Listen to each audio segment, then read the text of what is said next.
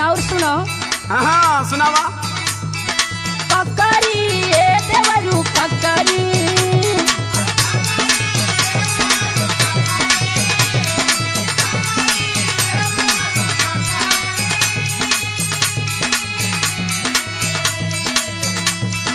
केई बिना ककरी केई हो बिना बकरी, केई बिना मछली मरती नहीं थे।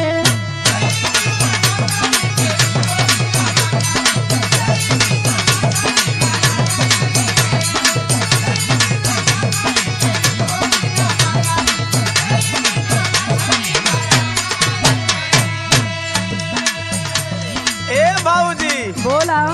ऐसा ही हम थोड़ी एमए में पास कैले बानी। सुना सुना सुनावा। ककरी ए भाऊजी